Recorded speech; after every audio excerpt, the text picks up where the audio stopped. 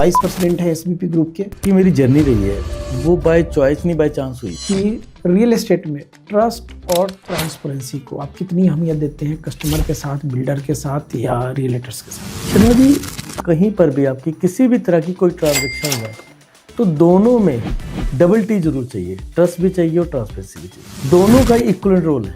अगर मैं tri city की बात करूँ तो सबसे ज़्यादा ग्रोइंग एरिया का मतलब यह है कि जहाँ कोई इनिशियल लेवल पे छोटा इन्वेस्टर इन्वेस्ट करे तो उसको फ़ायदा हो। ऐसा है शर्मा जी, जो ट्राई सिटी का एरिया हर इन्वेस्टर्स की अपनी प्रेफरेंस हो जाती है। जब आप रियल एस्टेट में आए तो आपका यहाँ स्टार्टिंग लेवल क्या था? जो शुरुआत है वो मुझसे हुई एक तरह से। और डिफेंस का सेगमेंट जो मेरा सबसे क्लोज मेरे दिल के पास है, वहाँ पर बच्चों को पीस और नॉन पीस एरिया में नहीं लेके जा सकते। प्रॉपर्टी में इन्वेस्टमेंट करना चाहता है और चाहता है कि मुझे अच्छे रिटर्न्स भी आए, या लेके प्रॉपर्टी रखना चाहता है, क्योंकि प्रॉपर्टी ना फ्यूचर के लिए देखी जाती है, प्रेजेंट को देख के नहीं देखी जाती। आने वाले समय में ग्रीन हाउसिंग प्रोडक्ट और उसके साथ साथ अगर प्लॉटिंग में भी बात करें तो कई जगह हम देखते हैं कि प्लॉट के अंदर पार्क नहीं होता प्रोजेक्ट में, तो क्या इसके ऊपर जोर नहीं देना चाहिए बिल्डर्स को? बिल्कुल है। जैसे आपने कहा कि हम इनोवेशंस करते रह रहे हैं, हाँ। तो हमारा भी एक ड्रीम है सिंगला जी के साथ कि कभी कोई प्रोजेक्ट हम करें तो उसमें जितनी भी कॉमन एरिया में इलेक्ट्रिसिटीज़ यूज़ हो रही हैं तो उस इलेक्ट्रिसिटी को हम इस तरह से करें कि हम सोलर पैनल्स यूज़ करें, सो दैट जो कॉमन इलेक्ट्रिसिटीज़ है वो कहीं ना कहीं उसका एक तो जो एक्सपेंडिचर्स आता है जो कि मेंटेनेंस में आता है वो कॉस्ट कम होगी, एंड सेकेंडली क्या है, हम नेचर के लिए कुछ ना कुछ करने का प्लान है।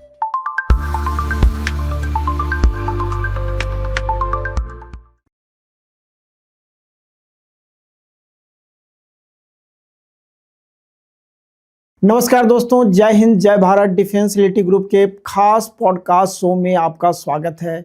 और आज के हमारे खास गेस्ट हैं जिन्होंने 1.5 दशकों तक 15 साल तक रियल एस्टेट का अनुभव है, जिन्होंने सेल्स एग्जीक्यूटिव से अपना सफ़र शुरू किया और हर एक पड़ाव को पार करते हुए आज ट्राई सिटी के सबसे बड़े बिल्डर के वाइस प्रेसिडेंट हैं, जिन्होंने कई प्रोजेक्ट को एक बड़े लेवल तक सिरे चढ़ाया। अगर फास्ट सेलिंग में हम बात करें तो इनका नाम प्रमुखता से लिया जाता है, चाहे प्रोडक्ट इनोवेशन हो, चाहे प्रोडक्ट की फिक्स प्राइसिंग हो, जो हम बात करते हैं कि रियल एस्टेट में सुनने को नहीं मिलता। तो एक शख्स हैं ट्राई सिटी में जिन्होंने एक फिक्स प्राइस का नाम दिया है, टैग दिया है और उसके ऊपर काम करते हैं।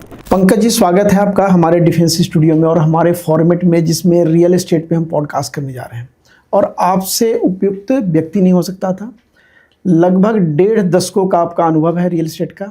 उससे पहले 7 साल बीपीओ में काम किया हुआ है और आज ट्राई सिटी के एक सबसे बड़े बिल्डर और प्रोजेक्ट को आप हेड कर रहे हैं, वाइस प्रेसिडेंट है एसबीपी ग्रुप के। तो आपका स्वागत है, अभिनंदन है हमारे पॉडकास्ट शो में। धन्यवाद शर्मा जी, बहुत प्यारी आपने एक इंट्रोडक्शन में ही सब कुछ बता दिया, बहुत अच्छा लगा।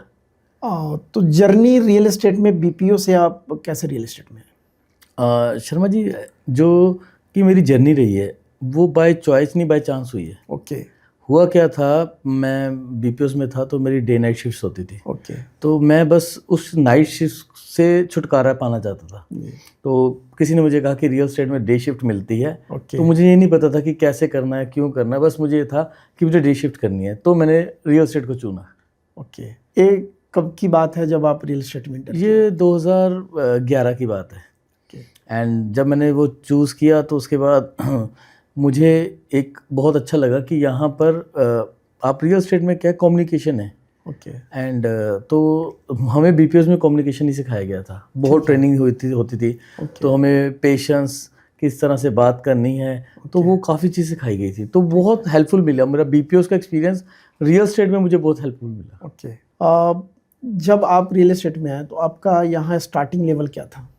मैंने शर्मा जी ये कहूँ तो सभी के सभी जो हिरार्की है, अगर मैं एसबीपी ग्रुप की कहूँ तो हिरार्की की जो शुरुआत है वो मुझसे हुई एक तरह से। ओके। जैसे जैसे मेरे डेजिग्नेशंस मैं प्रमोट होता रहा वैसे वैसे वो हिरार्कीज बनती रही। आप स्टार्टिंग लेवल से काम कर रहे हैं? हाँ, स्टार्टिंग्स में जब एसबीपी में बहुत ही गिनती की 3 से 4 लोग थे। ओके।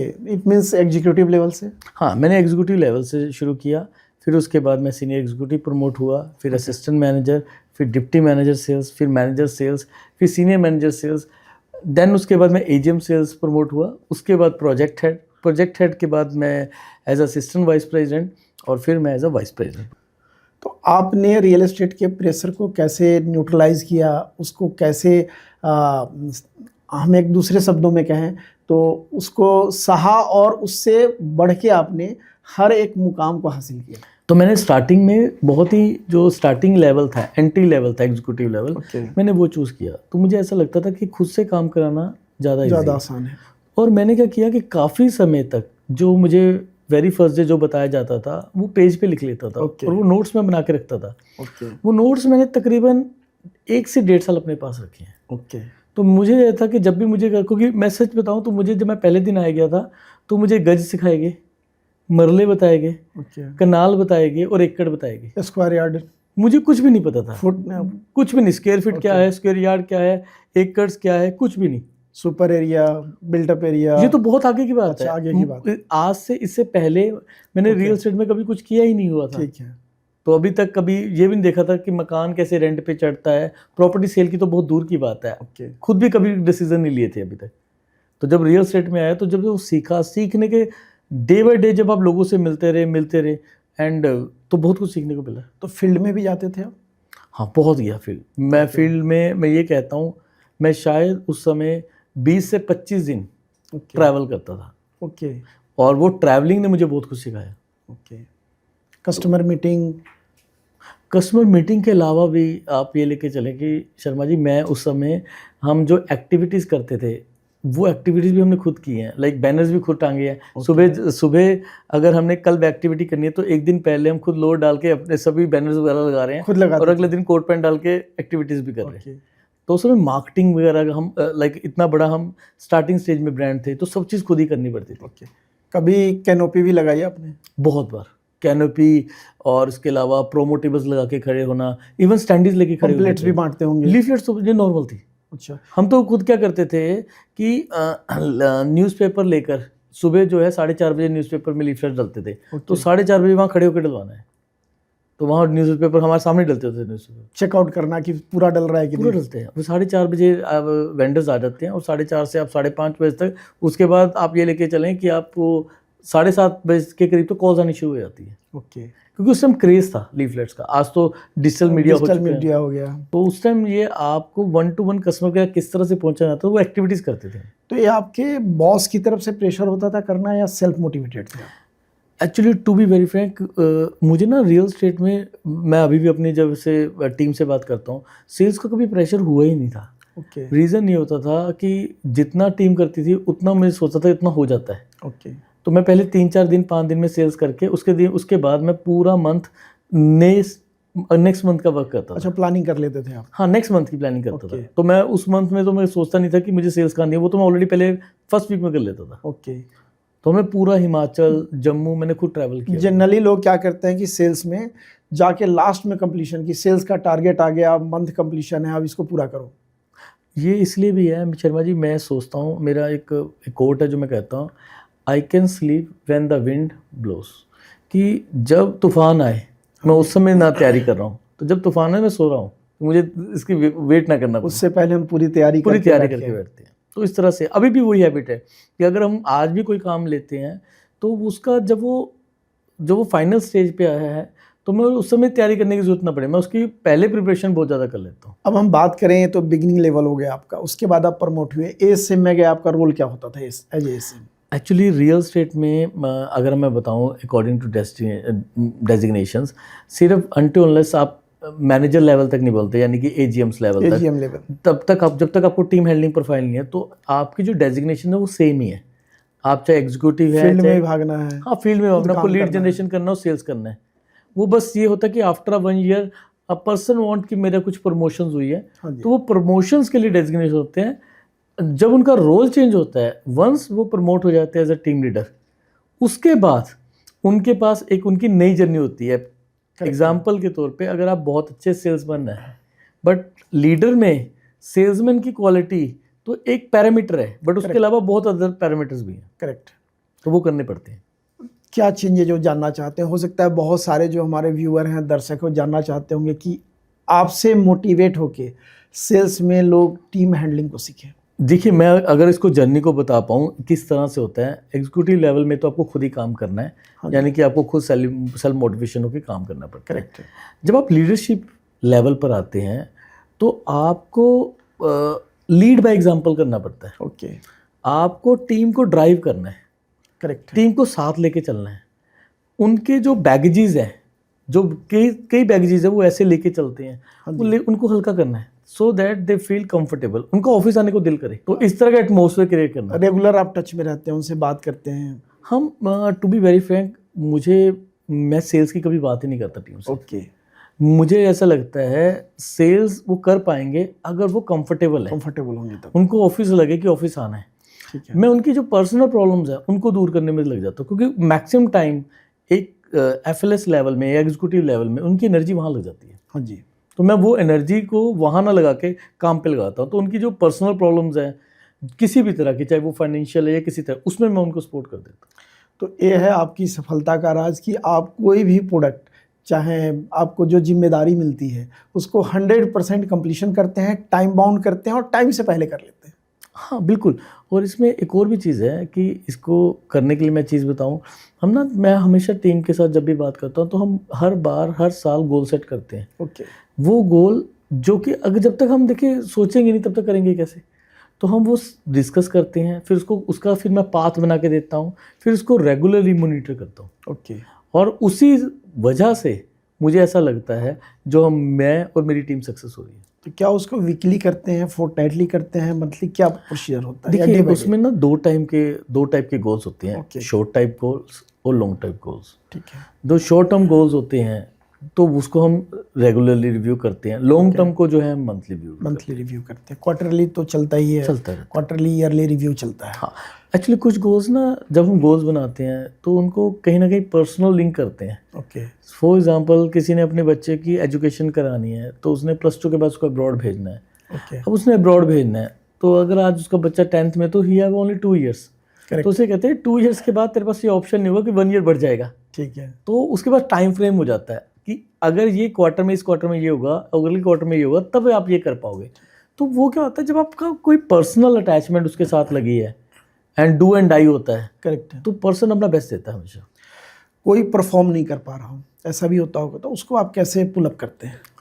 तो उसमें मैं एक चीज़ देखता हूँ कि स्किल इशू है या विल इशू है। ओके। स्किल इशू मैं हमेशा इम्प्रूव कर सकता हूँ। ओके। विल इशू के लिए आपको फिर उसके साथ आपको बैठना पड़ता है। देखिए मुझे ऐसा लगता है कि जब वो विल क्यों नहीं है, कोई पर्सनल प्रॉब्लम होगी या किसी तरह की है, वो डिस्कस करके सॉर्ट आउट की जा सकती है। एंड सेकेंडली क्या होता है, जब भी हम बात करते हैं, मेरा जो बात करने का फीडबैक है वो काइंड ऑफ सैंडविच है या बर्गर है। ओके। तो ऐसा नहीं है उसमें ब्रेड भी है, उसमें चीज़ भी है, उसमें थोड़ा सा स्पाइस भी होता है, तो इस काइंड ऑफ बर्गर। तो जो उसके ऊपर मसाला भी छिड़कते हैं, मसाला भी छिड़कता है, तो उसको हर तरह का टेस्ट मिलता है। साथ में कोक भी देते हैं। कोक भी दे देते हैं, ठीक वो है। देना भी पड़ता है, तभी काम चलेगा। तभी काम चलता है। तो इस तरह से चलता है। तो फीडबैक में मुझे ऐसा लगता है कि अगर वो मेरे पास आ रहा है, हम डिस्कशन कर रहे हैं, तो उसे ये ना लगे कि अब आधा घंटा मुझे लेक्चर सुन के जाना है। ओके। तो मुझे लगता है कि शायद आधे घंटे में 20 से 25 मिनट वही बात करता है, मैं सिर्फ 5 मिनट बात करता हूँ। तो वो मैं चाहता हूँ कि उसके अंदर जो भी वो प्रॉब्लम है, जो उसको काम करने के लिए रोक रही है, वो मेरे साथ खुलकर बात करे। ओके। और वो आफ्टर 5 से 7 मिनट बाद कंफर्टेबल होता है कि मैं बैठा हेल्प करने के लिए। ठीक है। तो जब वो उस चीज़ हमारी डिस्कशन हो जाती है तो कहीं ना कहीं स्टाफ प्रमोट हो जाता है, यानी कि जो मोटिवेट हो जाता है काम करने के लिए। आपके साथ काम करने वाले जो आपके कोलीग हैं, एम्प्लॉई हैं, 100% तो नहीं होता होगा कि लोग आपको फॉलो कर जाते हो, कुछ तो बाहर निकलते होंगे या नहीं कर पाते होंगे? एग्जैक्टली जैसे आपने कहा शर्मा जी, होता है ऐसा। बट ये है कि मैंने एक चीज़ देखी है कि मैं ना एट्रिशन रेट पे बड़ा बिलीव करता हूँ कि आप मैक्सिमम कंपनीज कहते हैं कि हमारी लेस देन 10% एट्रिशन रेट हो। हाँ जी। आप मानेंगे कि मेरे पास जो पेंट्री बॉय है, ओके। मुझे 15 साल हुए एसबीपी ग्रुप में, तो उसको 17 साल है। ओके। तो मुझे ना ये याद से सीनियर है वो, मेरे से सीनियर है। एंड मुझे याद ही नहीं होता कि कब कोई स्टाफ जो है रिज़ाइन करता है, यानी कि मेरे पास, यानी कि बहुत रेयर होता है। क्योंकि रीज़न ये है, हम जब एक दूसरे के साथ फैमिली डिस्कस करते हैं। करेक्ट। एंड सेम जैसे मैं ग्रुप में हूँ तो सिंगला जी के साथ मुझे 15 साल हुए हैं, तो मुझे ऐसा लगता ही नहीं कि वो as a like a super, वो एज अ ब्रदर की तरह ही मुझे ट्रीट करते हैं। एकदम सही है। तो जैसा कल्चर आप मैनेजमेंट ने दिया है वैसे ही कल्चर हम आगे करें। ओके। ये पूरे टीम में आपको जाता है मैसेज? हाँ, वो सभी के साथ, वो पूरी टीम के साथ है, हम सभी को साथ लेके चलते हैं। और कस्टमर हैंडलिंग में क्या ध्यान रखते हैं आप लोग? देखिए, कस्टमर भगवान है, हाँ जी। और आप जब वो हमारे पास आते हैं, मैं आपको बताता हूँ, पहले समय में और आज समय में बहुत फ़र्क है। आज तो हॉस्पिटैलिटी नंबर 1 है कि आज वो प्रोडक्ट ले या ना ले, वो एक्सपीरियंस करे हमारे एक्सपीरियंस सेंटर्स में आके। करेक्ट है। हमारे पास सभी चंडीगढ़ अम्बाला हाईवे पे it's a big experience centre. हाँ जी। आप भी विजिट करें, इट्स अ बिग ऐसी प्रॉपर्टी है जहाँ पर एक बार कस्टमर आता है तो मुझे लगता है वो एक्सपीरियंस करेगा, उसके बाद उसका डिसीजन है कि वो कोई भी बिल्डर चूज़ करे। ठीक है। बट वो एक जब वहाँ आकर अपनी जो फ्यूचर उसकी प्रॉपर्टी है या इन्वेस्टमेंट्स है उसको ध्यान से समझता है, and we have a professional advisers, they are not a sale person, मैं उनको एडवाइजर्स कहता हूँ, दे आर प्रोफेशनल एडवाइजर्स। वो पहले आपकी रिक्वायरमेंट समझते हैं, अगर 20 to 25 मिनट्स में उनको आपकी रिक्वायरमेंट नहीं समझ आती या आपकी रिक्वायरमेंट्स कहाँ पर होती है तो वो बता देंगे कि सर ये प्रोडक्ट आप चूज़ कर लीजिए, एंड तभी जो है उनका जो कन्वर्जन रेशो है बहुत ज़्यादा है। पंकज जी, आपके अनुभव का आज फ़ायदा भी हम लेंगे और दर्शकों को बताना भी चाहेंगे कि आज के समय में कि कम कॉस्ट में हॉट सेलिंग प्रोडक्ट क्या हो सकता है और कस्टमर को मैक्सिमम बेनिफिट हो। आपके पास इस तरह का कोई है प्रोडक्ट? अभी बिल्कुल है जी शर्मा जी, अभी हमारा चंडीगढ़ अम्बाला हाईवे सेक्टर 7 डेराबस्सी में ओके। अभी प्री लॉन्च है स्टार हिल्स की। हम एक एप्लीकेशन कॉल कर रहे हैं। ओके। एप्लीकेशन कॉल क्यों कर रहे हैं, आपने सुना होगा, ये हमेशा सरकारी सेक्टर्स में ही होता है हाँ कि जी, गमाडा का आता है, पूडा का, हुडा का आता है, या हुडा का आता है। अब बहुत समय से इन्होंने भी ऑक्शंस में जाना शुरू कर दिया, यहाँ भी नहीं आता। तो होता क्या है कि आज आपको भी एक आइडिया होगा कि चंडीगढ़ अम्बाला हाईवे पर कितने रुपये पर स्क्वायर फीट चल रहा होगा माई वन में? लगभग 5,000-5,500 तो है, इसके नीचे 5,000-5,500 है। माई वन में 5,500 या इससे प्लस भी है जी। हाँ जी, प्लस है। तो हमने ये सोचा कि क्यों ना, बहुत सारे लोग ऐसे हैं जो अपना घर देखना चाहते हैं या इन्वेस्टमेंट करना चाहते हैं, ठीक है, पर वो चाहते हैं कि प्रोजेक्ट अप्रूव्ड हो, हाँ जी, गवर्नमेंट से बैंक की फैसिलिटीज़ हो। तो हमने उनके लिए एक एप्लीकेशन कॉल शुरू की है। नहीं, ये आपका रेरा अप्रूव्ड हो चुका है? रेरा अप्रूव्ड है, ऑलमोस्ट सभी नेशनलाइज और प्राइवेट बैंक से लोन की सुविधा भी अवेलेबल है, एंड कंस्ट्रक्शन वहाँ पर चल रही है। ओके।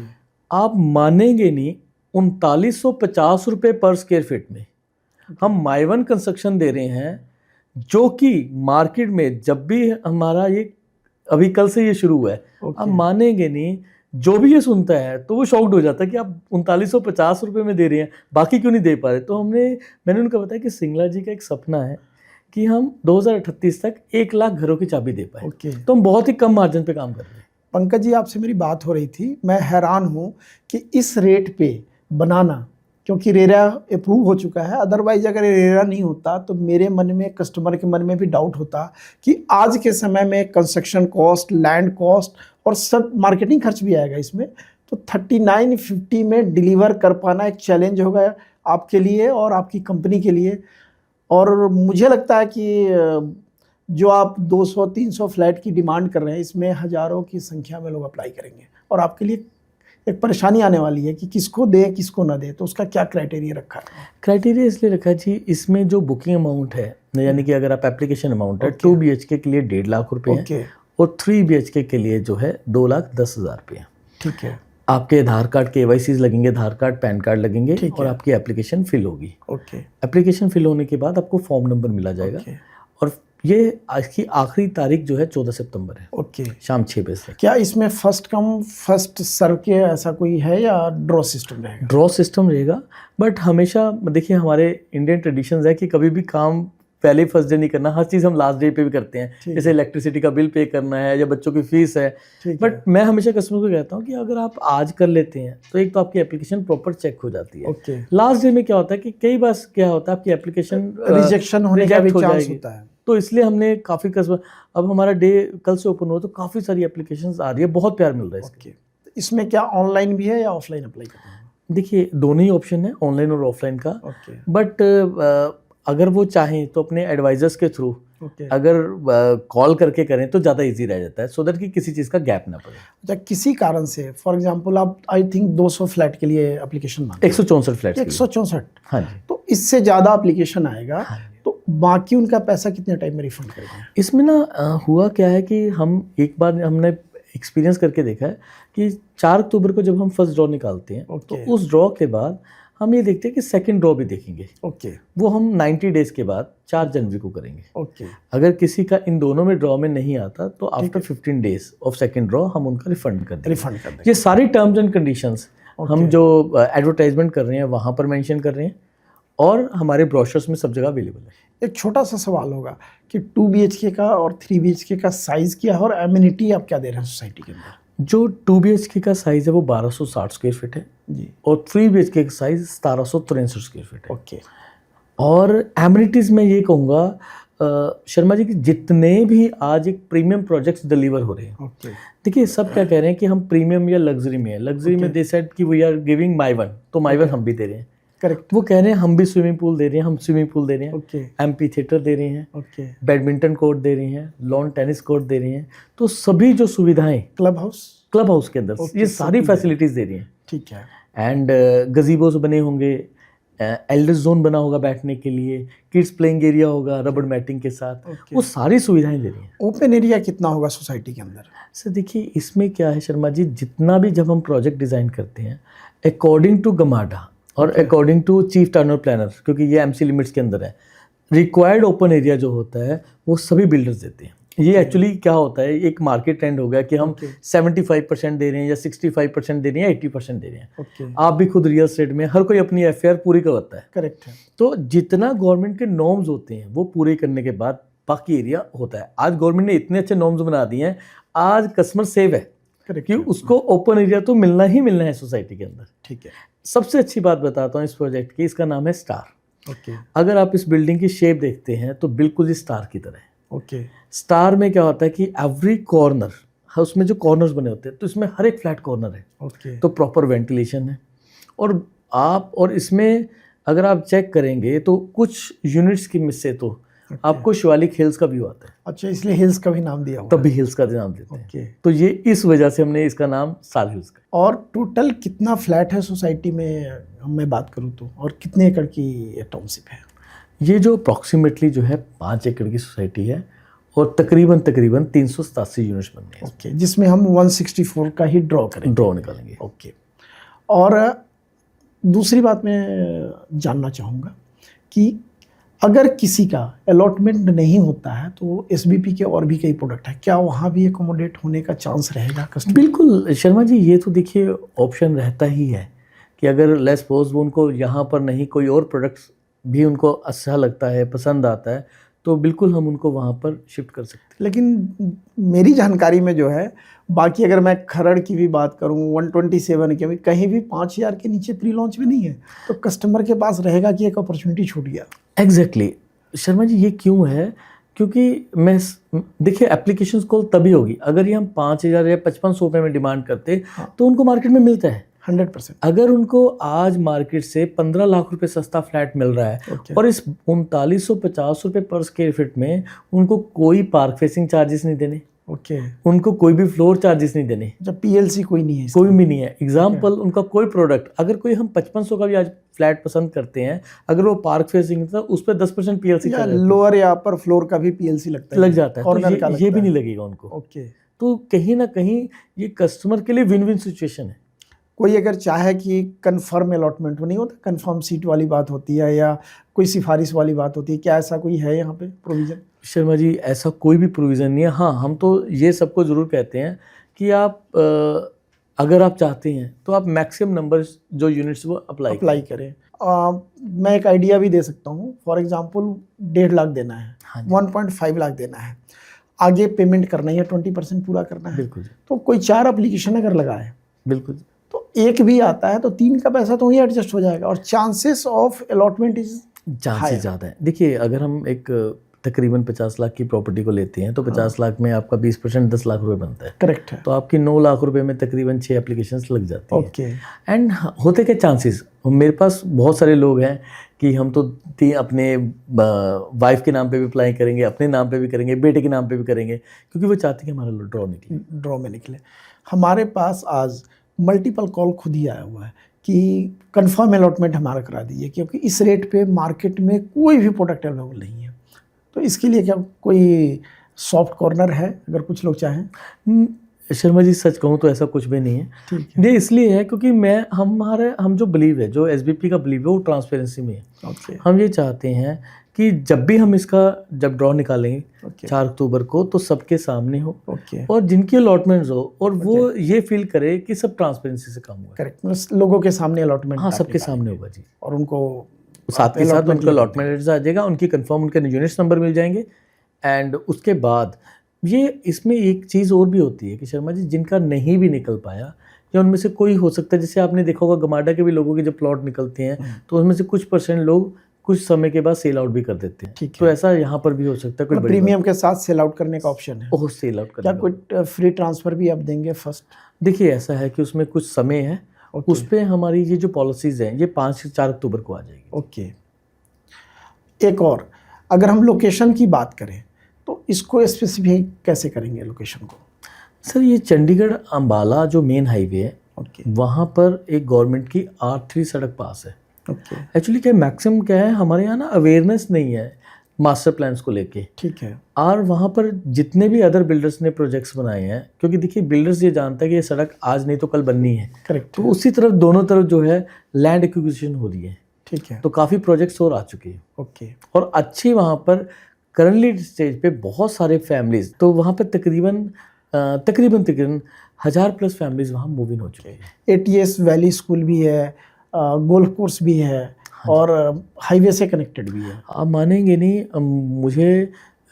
मैं जब लोगों को बताता हूँ कि डेराबस्सी में भी गोल्फ कोर्स है तो कहते हैं जीरकपुर में नहीं है, तो यानी कि गोल्फ कोर्स वहीं होता है जहाँ पे प्रीमियम जगह है जी। करेक्ट है। और ATS के फ्लैट्स है जहाँ पे आर्मी ऑफिसर्स, अगर मैं बात करूँ डिफेंस के सीनियर ऑफिसर्स का एक बहुत बड़ा सेंटर है रहने का वहाँ पे, और गोल्फ कोर्स के कारण एक नेचुरल लिविंग है वहाँ पे। एरिया बहुत क्लीन है वहाँ पे। हाँ जी। आस तरफ ग्रीनरी बहुत है। करेक्ट। तो अगर आप वहाँ पर एक प्रीमियम जगह पर, और जहाँ आसपास इतनी ग्रीनरी है, तो आपको फ्रेश एयर मिल जाती है। और शिवालिक हिल्स, जैसे आज मौसम बहुत अच्छा है, आजकल चल रहा है, तो आपको वेदर के अकॉर्डिंग जब आप देखते हो तो आपको शिवालिक हिल्स क्लियर नज़र आती है। पंकज जी, हम बात करें प्री लॉन्च में हमेशा एक अच्छा प्रॉफिट का ऑप्शन होता है कस्टमर के लिए, एग्जिट का ऑप्शन होता है और साथ साथ रिटेनिंग का, क्योंकि शुरू में पैसा कम देना होता है, कंस्ट्रक्शन लिंक पैसा जाता है। तो तीनों ऑप्शन यहाँ मिलने वाला है और सबसे प्लस पॉइंट है रेरा अप्रूव्ड है, 0% रिस्क। तो कस्टमर पॉइंट ऑफ व्यू आपका क्या विचार है इसके ऊपर? बिल्कुल शर्मा जी, होता क्या है कि जो रियल स्टेट है इसमें यही 4 स्टेजेस हैं। पहला, जब एक ज़मीन है। दूसरा, उसमें कंस्ट्रक्शन हो रही है। हाँ जी। तीसरा, वहाँ पर स्ट्रक्चर हो गए, डिलीवरी है। और चौथा, वहाँ लोग रहने शुरू हो गए। ये चारों स्टेजेस में एक प्रॉपर्टी आप ये लेके चलें 25 पैसे से 1 रुपये तक पहुँच जाती है। यानी कि आपकी जो एप्रिसिएशन है वो 3-4 साल में जितने आपने पैसे लगाए होते हैं, तो ऑलमोस्ट आपके पैसे डबल हो जाते हैं। करेक्ट। एक्चुअल क्या है, हमारे यहाँ रियल एस्टेट की जो कैलकुलेशंस करते हैं वो बहुत लाइक प्रोफेशनली नहीं करते जी। मान लो मैं आपको एग्जांपल देता हूँ, एक पर्सन ने आज जो है 3950 रुपये पर स्क्वायर फीट में प्रॉपर्टी ले ली। अब 3950 रुपये पर स्क्वायर फीट में उसने लोन करवा लिया। ठीक है। तो यानी कि अगर उसने 40 लाख रुपए के करीब लोन लिया है, तो 2.5 से 3 साल में उसका जो इंटरेस्ट जाता है वो तकरीबन 3 लाख से लेकर 4 लाख तक जाता है। क्योंकि उस समय उसका प्रिंसिपल नहीं जाता, केवल प्रिंसिपल इंटरेस्ट नहीं जाता, प्री इंटरेस्ट होता है। इंटरेस्ट होता है। जैसे जैसे कंस्ट्रक्शन होती है वैसे वैसे पेमेंट देती है। यूजली ये कहते हैं कि 2.5 से 3 साल में डिलीवरी हो जाती है। ठीक है। अब आप ये लेके चलिए, अगर आप 3.5 लाख को 1260 से डिवाइड करेंगे तो तकरीबन 270 रुपये पर स्क्वायर फीट, मतलब 300 के करीब, 300 रुपये पर स्क्वायर फीट की कॉस्टिंग आती है। ठीक है।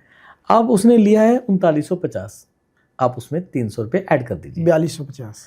आज हम ये लेके चल रहे हैं कि मार्केट में 5500 रेट है और मैं ये लेके चलता हूँ 3 साल में यही रेट रह जाता है। ठीक है। तो आप उससे मल्टीप्लाई करें, वो उसकी एप्रिसिएशन है। मतलब अगर मैं 1200 रुपये स्क्वायर फीट भी लेता हूँ और 15 लाख का एप्रिसिएशन आ जाएगा और ब्याज उसको मान के चले 3 लाख रुपया भरना पड़ रहा है, वो तो उसमें हमने पहले कॉस्टिंग में ऐड कर लिया था। कॉस्टिंग में ऐड कर लिया। तो आज अगर उसने अपनी तरफ से बैंक से 5 लाख, अपने 5 लाख रुपए बैंक से एफडी तोड़कर लगाए हैं, तो उसके 5 लाख 15 लाख बन गए, तो उसके पैसे जो है 3 गुना हो गए।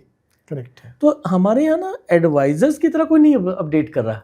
करेक्ट है। कि आपके बैंक में पैसा घट रहा है, क्योंकि इन्फ्लेशन हमारे देश की 10% है। हाँ जी, तो अगर आप आज पैसा रख रहे हैं, 10 साल में वो पैसा आपका नामात्र रह जाता है, करेक्ट। और प्रॉपर्टी की कॉस्ट 10 साल में लगभग 2.5 से 3 गुना कम से कम होना है। हो जाती है। और सेकेंडली क्या है, हम जितने भी, अगर हम मिलीनियर्स की बात कर रहे हैं, वो प्रॉपर्टी से बने हैं। हाँ जी, चाहे कोई किसी की लैंड एक्विजिशन हुई है, या किसी ने अपनी लैंड परचेज सेल आउट की है, किसी ने प्रॉपर्टी कहीं पर चंडीगढ़ में ली थी। चंडीगढ़ में जैसे जिन्होंने 100 रुपीज़ गज ली है, 200 रुपये गज ली है, आज उनकी अरब करोड़ रुपए की प्रॉपर्टी। चाहे दुकान ले लिया हो, फार्मिंग लैंड ले लिया हो, कुछ भी लिया हो, मल्टीप्लाई तो कर ही रहा है। बिल्कुल, एक ऐसी चीज़ है जो रिप्रोड्यूस नहीं होगी।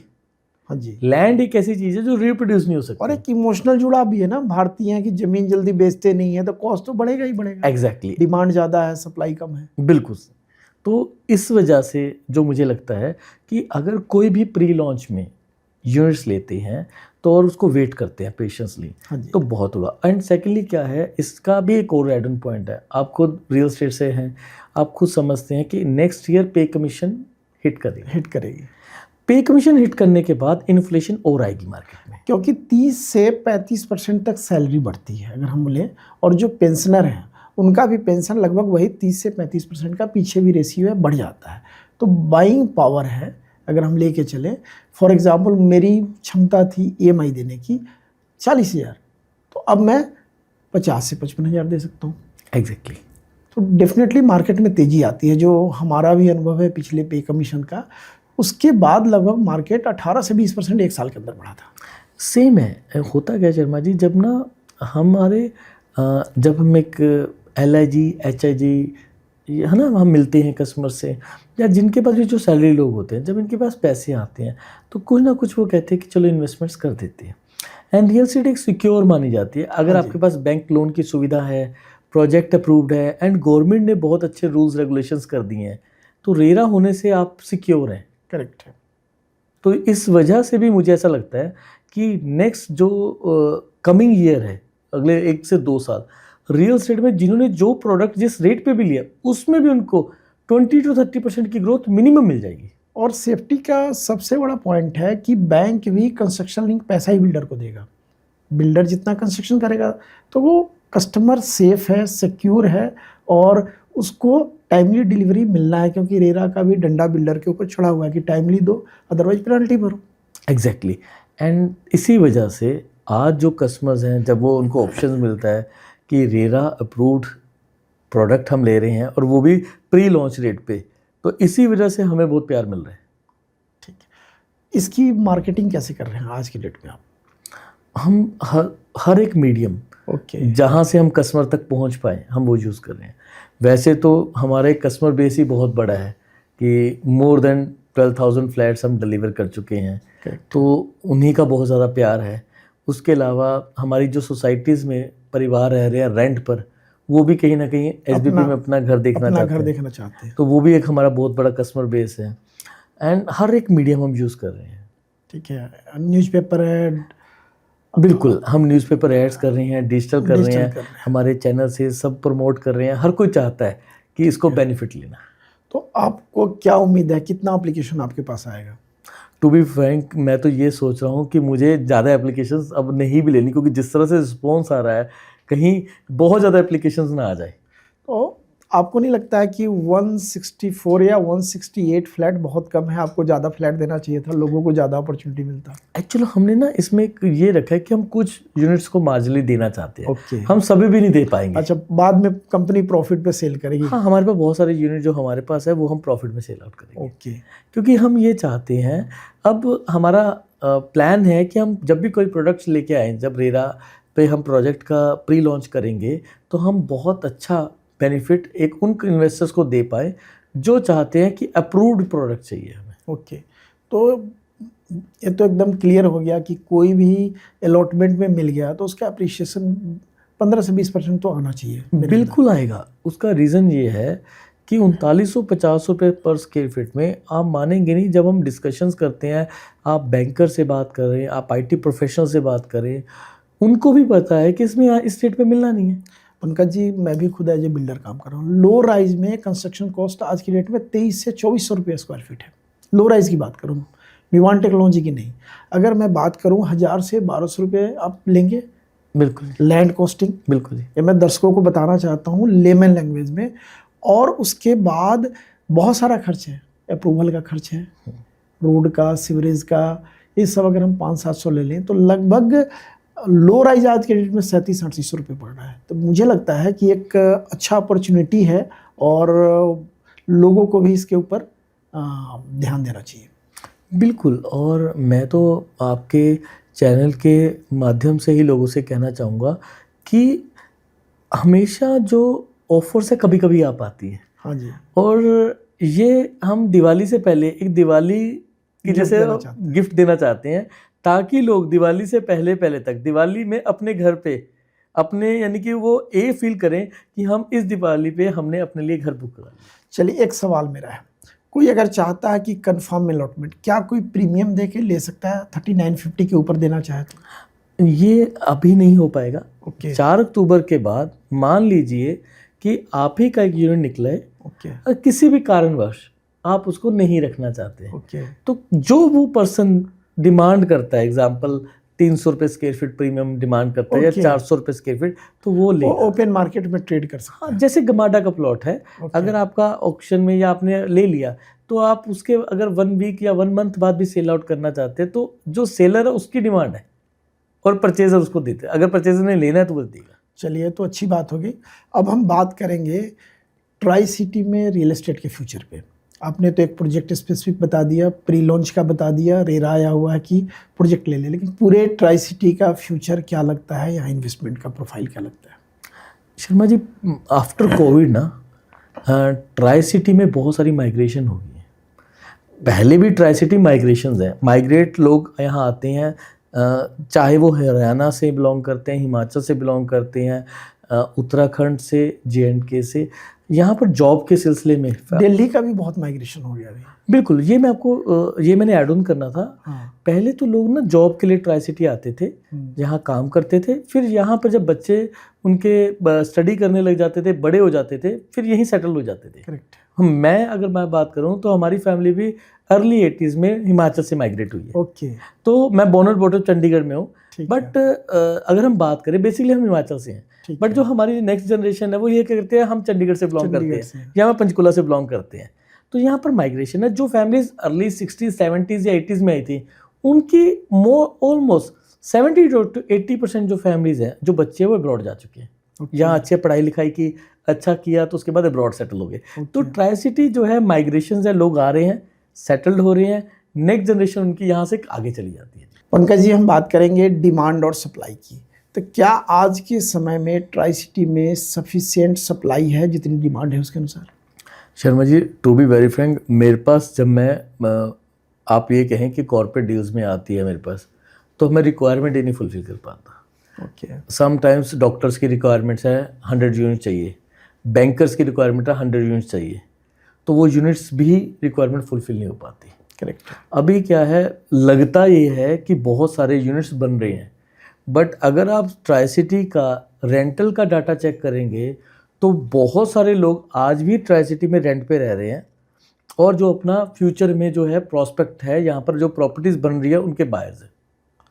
एक और बात करेंगे, सीनियर सिटीजन का सेगमेंट आप लेके आए, उसको आप ही हेड कर रहे हैं, और डिफेंस का सेगमेंट जो मेरा सबसे क्लोज मेरे दिल के पास है, और अब मेरा अगर डिफेंस से जुड़ाव है, एयरफोर्स में मैं रहा हूँ, कंपनी का नाम भी डिफेंस है, तो उस सेगमेंट को लाना, उसके ऊपर काम करना कितना मुश्किल रहा और उसको कैसे डिलीवर कर पाएंगे लोगों तक? मैं बताता हूँ, मैंने ये आइडिया कंसीव किया, मैं ना सीखता हूँ, हर डे कुछ ना कुछ सीखता हूँ। तो मेरे पास एक किसी सीनियर सिटीजन मेरे कस्टमर हैं, उनसे मेरी बात हुई, तो उन्होंने कहा कि हमने फ्लैट तो ले लिया, हम इंडिपेंडेंट से फ्लैट में शिफ्ट हुए थे, बट अब मैं जो है फ्लैट्स में रह के कंफर्टेबल फील नहीं कर रहा। करेक्ट। तो उन्होंने मुझे आइडिया दिया, कहते क्योंकि ना हम जिस फ्लोर पे रह रहे हैं, हमारे जो सामने जो टेनेंट्स है, 2 जो टेनेंट्स है, they are youngsters, college students है। तो वो पार्टी करते हैं लेट नाइट तक, एंड वो हमें कई बार बोलना पड़ता है, उनकी अपनी लाइफ स्टाइल है। तो दे सेड कि हमें ऐसा प्लेस चाहिए जहाँ पर हम जैसे ना एक ही कैटेगरी में, यानी कि एज ग्रुप के साथ हो। तो वहाँ से ये आइडिया कंसीव हुआ, और आप मानेंगे नहीं, मुझे ऐसा लगता है कि कि फ्यूचर जो रियल एस्टेट का है, आज भी ट्राई सिटी में बिल्डर्स ये कंसेप्ट पे काम नहीं कर रहे। नहीं, अगर हम फ्लैट कल्चर की बात करें, जब स्टार्टिंग में फ्लैट कल्चर आया था तो कोऑपरेटिव सोसाइटीज़ बनती थी। एकदम मान लीजिए कहीं 100 बैंकर्स हैं, वो मिलकर अपनी कोऑपरेटिव सोसाइटी रजिस्टर्ड कराते थे और वो सोचते थे कि आफ्टर रिटायरमेंट हम एक साथ रहेंगे। करेक्ट। तो ये फ्लैट कल्चर वहाँ से शुरू हुआ था। बट जैसे जैसे सेल्स शुरू हुई तो अब कोई भी प्रोडक्ट कहीं भी ले सकते हैं। करेक्ट। बट मुझे ऐसा लगता है कि फ्यूचर जो है वो इसी तरह से है कि आज आप कोई भी टावर्स प्लान करते हैं तो टावर्स अगर आप डिफेंस के लिए प्लान करते हैं तो उस टावर्स के अंदर डिफेंस की फैमिलीज ही रहे। अगर वहाँ पर टेनेंट भी है तो वो भी डिफेंस का होना चाहिए। तो यहाँ पे मैं आपको रोकूंगा। आपको याद होगा हम लोग दुबई में क्रूज पे थे और ये डिमांड आपके सामने और अमन सर के सामने हमने डाला था कि आप तो सबके लिए लेके आ रहे हैं, क्या कोई स्पेसिफिक डिफेंस पर्सनल के लिए लेके आएंगे? तो अमन सर ने कहा था हो गया, और आने के बाद उन्होंने कॉल किया था कि आपका प्रपोजल आ गया है और पंकज जी से डिस्कस कर लीजिए। तो इसके लिए भी बहुत धन्यवाद आपका और अमन सर का। बिल्कुल। ये देखिए, हमने ना जो सर का विज़न ये है कि जब हम क्विकली, जैसे अगर कोई हमें आइडिया कंसीव होता है तो उस पर बड़ी जल्दी हम डिसीजन लेके प्लान कर लेते हैं और कंसीव करते हैं, फिर बिलीव करते हैं, फिर उसको अचीव कर लेते हैं। 30 दिन भी नहीं लगा और मैं आश्चर्य में था कि इतनी जल्दी प्लानिंग सब कुछ कंप्लीट हो गया। बिल्कुल। और इसके लिए बहुत जैसे हमारी जो टीम है जो R&D करती है, बहुत मेहनत करती हैं, डिटेल्स निकाल के देती हैं। एंड आज हम जब बात करते हैं, आप मानेंगे नहीं, जब हम डिफेंस पर्सनल से मिलते हैं, क्योंकि जब भी हम प्रोडक्ट डिज़ाइन करते हैं तो हम उनसे भी बात करते हैं। बात करते हैं कि कैसी चीज़ चाहिए उनको, क्या क्या रिक्वायरमेंट्स हैं, तो वो उनको ध्यान में रखते हुए उनसे बात करके जो जो चीज़ें होती हैं वो पूरी करते हैं। अब एक हमारे दर्शकों के लिए, व्यूअर के लिए जो डिफेंस पर्सनल है या रिटायर्ड है, उसके अंदर हम एम्यूनिटी क्या दे रहे हैं? क्या कोई रिस्ट्रिक्शन भी देंगे, बाहरी लोगों को नहीं देंगे? और क्या सेल आउट में भी कोई क्लॉज रहेगा, रेंटल में रहेगा? इसकी जानकारी। बिल्कुल। जो हमने उसको प्लान किया है, हम ना उसको इस तरह से लेके जा रहे हैं कि अगर आप एक सीनियर लिविंग टावर में रह रहे हैं या आप एक डिफेंस में रह रहे हैं, ओके। तो डिफेंस की मैं आपको बताना चाहता हूँ। एक्चुअली क्या है, डिफेंस में ना आफ्टर 3 इयर्स उनकी पोस्टिंग आ जाती है। करेक्ट। एंड कई बार उनके बच्चे उस स्टेज में होते हैं कि वहाँ पर बच्चों को पीस और नॉन पीस एरिया में नहीं लेके जा सकते। तो उस वजह से जो वो टावर्स होते हैं, जैसे अगर हम प्लान करें, अगर वहाँ पर कुछ फ्लैट एम्प्टी है ना, तो अगर वो डिफेंस वाले को पता हो कि यहाँ पर वो सोसाइटी है जहाँ पर सिर्फ डिफेंस के लोग ही रहते हैं, तो वो प्रायोरिटीज भी देंगे। उस समय वो ये नहीं देखेंगे यहाँ 5,000 पे रेंट ज़्यादा है या 10,000 पे रेंट ज़्यादा है। वो कहेंगे कि मेरी फैमिली सिक्योर है, क्योंकि मैं ऐसी जगह पर जा रहा हूँ जहाँ से मेरा कम्यूट करना या आना थोड़ा पॉसिबिलिटी नहीं है। और हमारे परिवार के ही लोग हैं, क्योंकि एक दूसरे से इजी हो जाता है रहना, बच्चों का भी मिलना जुलना और एक माहौल बन जाता है। मैं डिफेंस में बहुत डील करता हूँ, तो मैंने एक चीज़ देखी है कि उनमें उनका जो फैमिली है, आफ्टर सर्विंग जब स्टार्ट हो जाती है तो मैक्सिमम फैमिली उनकी कलीग्स ही बन जाते हैं एकदम। तो वो एज अ फैमिली ही रहते हैं जी। अब हम सीनियर सिटीजन पे बात करेंगे कि उसके अंदर विशेष क्या होगा और क्या कुछ मेडिकल फैसिलिटी होगी या उनका कुछ बाथरूम या इस तरह से डिज़ाइन करेंगे कि ओल्डर एज वाले को ईजी रहे? शर्मा जी, अभी जब हमने इसको स्टडी किया तो आपको मैं बताना चाहता हूँ, सीनियर सिटीजन भी 3 तरह के हैं। ओके। एक सीनियर सिटीजन, मैं ली लैंग्वेज में बताता हूँ, वो जो चल फिर सकते हैं। ओके। रिटायर्ड हुए हैं पर चल फिर सकते हैं, ठीक है, अपना काम खुद कर सकते हैं। ठीक है। एक वो है जो डिपेंडेंट है। ओके। डिपेंडेंट मतलब कि उनके लिए एक केयर टेकर चाहिए होता है, मेडिकल या केयर टेकर, कहीं मार्केट लेके जाना है, लेके आना है, यानी कि चल फिर सकते हैं बट केयर टेकर साथ आता है। ठीक है। तीसरे होते हैं जो बिल्कुल मेडिकल सपोर्ट पर है। ओके। उस समय उनके पास हर टाइम एक पर्सन चाहिए होता है। ओके। तो ये तीनों स्टेजेस किसी और बच्चे आजकल सबके साथ रह भी नहीं रहे हैं जो condition। बिल्कुल। आज ना समय के साथ आप ये देखिए, 1980 में की बात करें तो फैमिली में 4 to 5 मेंबर्स होते थे। हाँ जी। 20 तक आते आते अब जो है वो 2 से 1 पर हो चुके हैं। तो आज तो आप ये लेके चलें कि आज जो जनरेशन है, जो आज कपल है, जो आज ऑलमोस्ट 50 या 55 है, उनके पास एक ही बच्चा है और हर कोई चाहता है कि मेरा बच्चा पढ़ लिख के कहीं अच्छी जगह सेट हो, बाहर चला जाए, फॉरेन में चला जाए, एक ठप्पा लग जाए कनाडा का, USA का, लंदन का। ये है। तब बच्चा जब वहाँ चला जाता है तो वो भी अपना कैरियर के लिए चला जाता है और उसके लिए पॉसिबिलिटी नहीं होती। वो पैसे पे कर सकता है, वो अपने पेरेंट्स की आप ये करें कि टेक केयर के लिए पैसे, फाइनेंशियल नीड देख सकता है, फाइनेंशियल देख सकता है। उस वजह से भी ये प्रोडक्ट्स चाहिए होता है। तो वहाँ पर हर चीज़ की सुविधाएं मिलेगी। आपको एम्बुलेंस सर्विस मिलेगी, ओके डॉक्टर ऑन कॉल रहेंगे, ओके मोशन सेंसर्स लगे होंगे, आपके जो फ्लैट है उसमें पूरे फ्लैट में ग्रिल लगी होगी, कई बार चलने में उनको प्रॉब्लम आती है, पूरा फ्लैट में एंटी स्किड टाइल्स लगी होंगी, ओके एंड वॉशरूम्स में जो है अंदर व्हील चेयर्स चल जाए, व्हील चेयर ऑपरेटेड होता है पूरा फ्लैट, क्योंकि वो पूरा फ्लैट व्हील चेयर्स पे ऑपरेट हो सकता है। डोर बढ़ा देंगे आप ताकि हाँ, इजीली व्हील चेयर ऑपरेटेड होता है उसको, उसका ये है कि जहाँ पर व्हील चेयर आ जा सकती है तो उसको व्हील चेयर ऑपरेटेड बनाते हैं पूरा।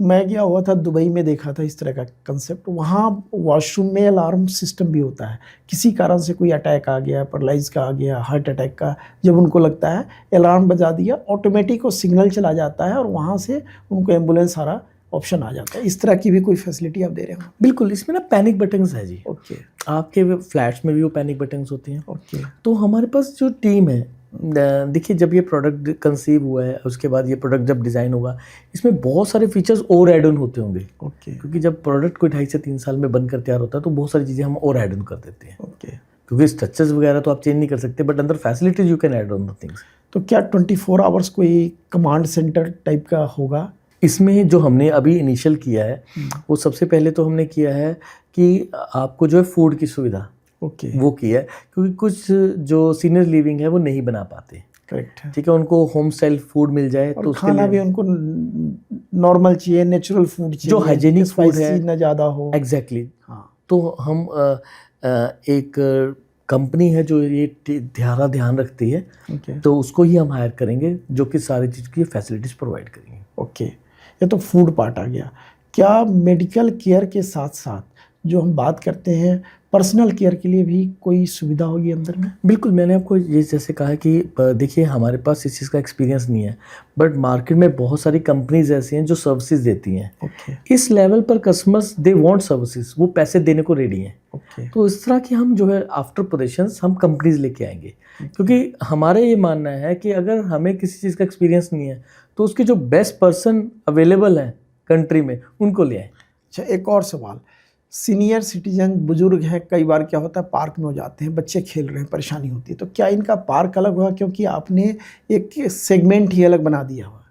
तो इसमें क्या है, इनका पार्क भी अलग होगा और इनका क्लब हाउस भी अलग होगा। ओके और सेकेंडली क्या है, वो बाकी सब जगह जा सकते हैं, ठीक है। बट इनके वाले में रिस्ट्रिक्शंस होगी। ओके और टावर्स में भी आप अगर टेनेंट्स भी हैं, आप मानेंगे नहीं, मुझे बहुत सारे रियल एस्टेट के लोग कहते हैं कि आपने बिल्कुल डिफरेंट डिसीजन लिया। ओके तो मैंने उनको बताया कि ये डिसीजन नहीं है, ये फ्यूचर में नीड होगी। इस सोसाइटी में लोग एप्लीकेशन देंगे एज अ टेनेंट के लिए, ओके क्योंकि उनको ये पता है कि अगर जिस दिन ये ओपन होगा, अगर वो अफोर्ड नहीं भी कर पा रहे हैं तो रेंट दे के रह सकते हैं। ये केवल सीनियर सिटीजन के लिए होगा? वो टावर में आप कोई भी आप यंगस्टर्स नहीं रख सकते। ओके, यंगस्टर नहीं रह सकता। तो उसका मोटल जो उसका बनाने का जो हमने जो सोचा है वो यही है कि जो वहाँ लोग रहें उनको एटमॉस्फेयर मिले। आप कभी भी खुद भी देखिएगा, कभी आप पार्क जाते हैं तो जैसे मेरे छोटे बच्चे हैं, तो जब वो पार्क में जाते हैं, किसी भी पार्क में मैं ले जाऊँ तो वहाँ पर उनके एज ग्रुप के जो बच्चे हैं जी वो जानते हैं नहीं जानते, आफ्टर 20 to 25 मिनट्स वो गुड फ्रेंड बन जाते हैं। करेक्ट। आपको ज़बरदस्ती लेके आना पड़ता है बच्चे को। ऐसे ही कभी आप एक यंगस्टर कहीं पे भी जाता है, उसको यंगस्टर मिल जाता है तो आफ्टर 15-20 मिनट्स वो फ्रेंड बन जाते हैं, दोस्ती हो जाती है। ऐसे ही सीनियर है। आप कभी भी पार्क में जाएंगे तो सीनियर आपके, मेरे बहुत सारे फ्रेंड्स के पेरेंट्स आते हैं तो वो कहते हैं कि उनका दिल नहीं लगता, बट जब वो पहले दिन दूसरे दिन पार्क जाते हैं तो उनके फ्रेंड्स बन जाते हैं, फिर वो सारे इकट्ठे हो जाते फिर हैं। उनका मकसद हो जाता है उस शहर में आने का। करेक्ट। तो वो क्या है कि बर्ड्स फ्लाई टुगेदर, हर एक एज ग्रुप अपने एज ग्रुप के साथ रह के कंफर्टेबल है। तो इस वजह से मुझे ऐसा लगता है ये फ्यूचर की नीड है। ये तो 2 सेगमेंट हो गया, इसके अलावा भी क्या इसमें अदर कोई सेगमेंट लाने का प्लान है? फ्यूचर है, हम प्लानिंग में हैं। मेरे पास से कॉल्स हैं कि tower for doctors, okay tower for bankers, okay that is only for bankers.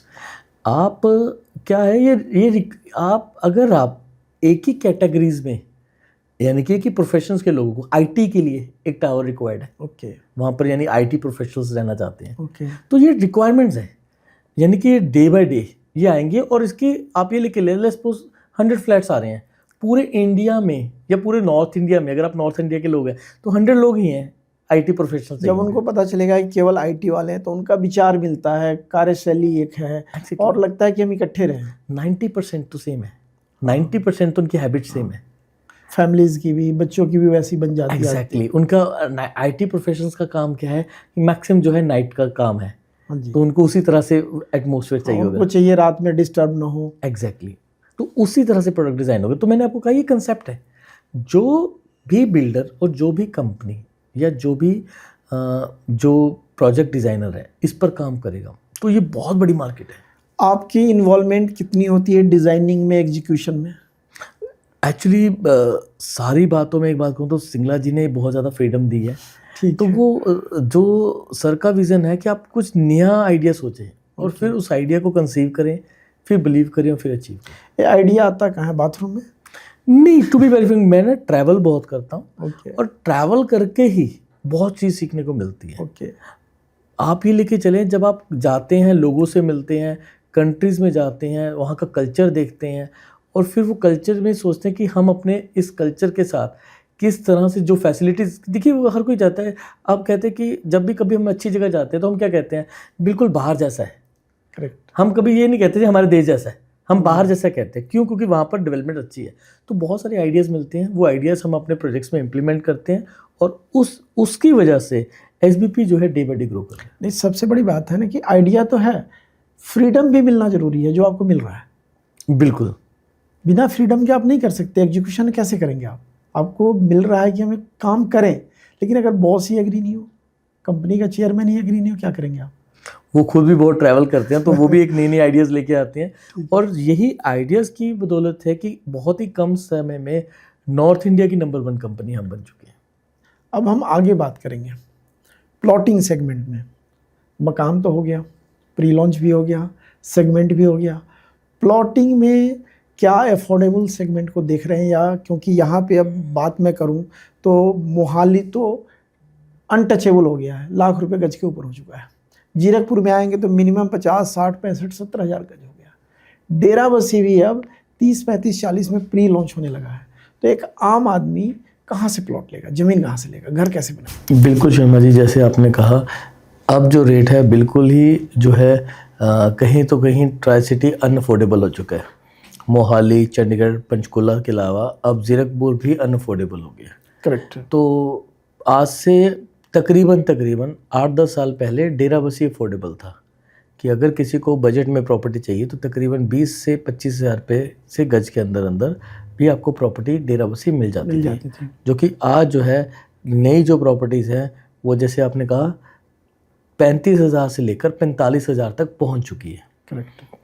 और अगर आज भी किसी को अगर बजट में प्रॉपर्टी चाहिए, यानी कि अगर उसको 100 गज का मकान या 125 गज का मकान चाहिए और 25 लाख के अंडर चाहिए, तो वो उनको जो है अब लालरू में मिल सकता है। और जो मैं आपको ये भी कहना चाहूँगा, जिस तरह में जो कमी जीरकपुर में थी, उससे बेटर जो प्लॉटिंग्स आई हैं वो डेराबस्सी में जीरकपुर से बेटर आई है। और कनेक्टिविटी भी बेटर हुई है। अब फ्लाईओवर बन गया है, इजी टू ट्रैवल है, ज़्यादा टाइम लग नहीं रहा है।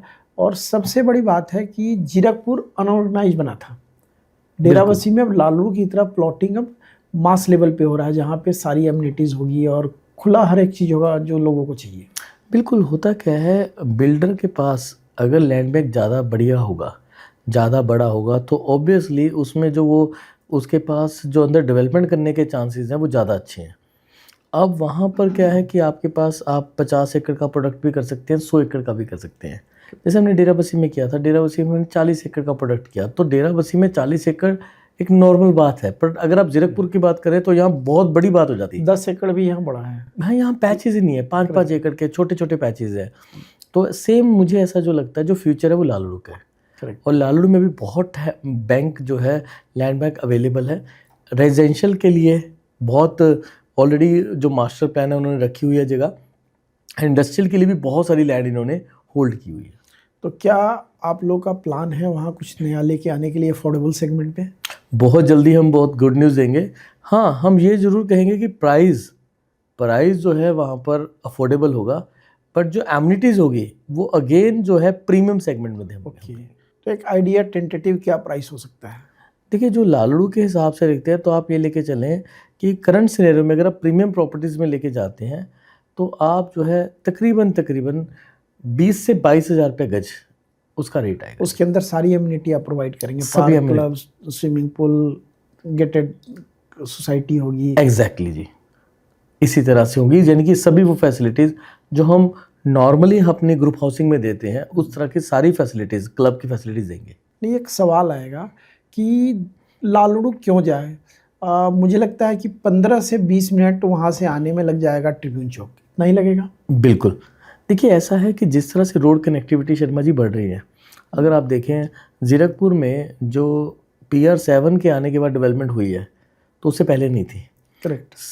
पहले VIP रोड थी, फिर PR7 आई। ऐसे ही डेराबस्सी और लालड़ू में PR8 और PR11 है। ओके। ये 2 रिंग रोड्स जो कनेक्टेड करती है directly to the Mohali, okay. जो कि आप मोहाली का अदर पार्ट जो है डेवलप्ड एरिया है IT सिटी से कनेक्ट करेगी। तो मोहाली में कहाँ पे कनेक्ट करेगा? तो इसमें जो अगर हम IT सिटी से जो पहली सड़क आ रही है, ओके। जो भारतमाला वाली? हाँ, भारतमाला अलग आ रही है जी। ओके। उसके अलावा जो मास्टर प्लान में सड़क है, अगर कोई भी पर्सन आज प्रॉपर्टी में इन्वेस्टमेंट करना चाहता है और चाहता है कि मुझे अच्छे रिटर्न्स भी आए, या लेके प्रॉपर्टी रखना चाहता है, क्योंकि प्रॉपर्टी ना फ्यूचर के लिए देखी जाती है, प्रेजेंट को देख के नहीं देखी जाती। तो जिन्होंने भी पैसे अर्न किए वो फ्यूचर को रख के लिए हैं जी। अगर जिनको रहना है तो प्रेजेंट पोजीशन पे जाए, और इन्वेस्टमेंट तो जहाँ पे फ्यूचर है वहीं जाना चाहिए। बिल्कुल ऐसा है जी, ऐसा है। मैं आपको अपनी फैमिली का एग्जांपल लेता हूँ। अर्ली 80s में हमने मकान लिया पंचकुला में, बट पंचकुला वॉज खाली था, पर हमने 90s में शिफ्ट किया, तो 10 साल तो वेट किया ना हमने, जब कुछ भी नहीं था पंचकुला में। पंचकुला कुछ नहीं था। यानी कि पंचकुला में अगर आप चंडीगढ़ के लिए बस आती तो जो है 1 घंटे में एक बस आती थी जी। उस समय तो ना ही कोई टैक्सीज होती थी, जैसे फादर साहब बताते थे साइकिल पे ट्रैवल करते थे। ओके। तो समय है ये। कितने में लैंड लिया था पंचकुला में उस समय? पंचकुला में 35,000 में मकान मिला था। मकान मिला था? हाँ जी। और आज क्या कॉस्ट होगा? आज सम अराउंड 2 CR के आसपास है। लगभग हम बात करें 300 गुना कॉस्ट बढ़ चुका है इजीली। होता क्या है, आज लालड़ू दूर लगेगा, बट आज सभी के पास कन्वेंस है, गाड़ी है, बाइक है, अच्छा टैक्सी सर्विसेज भी अवेलेबल है।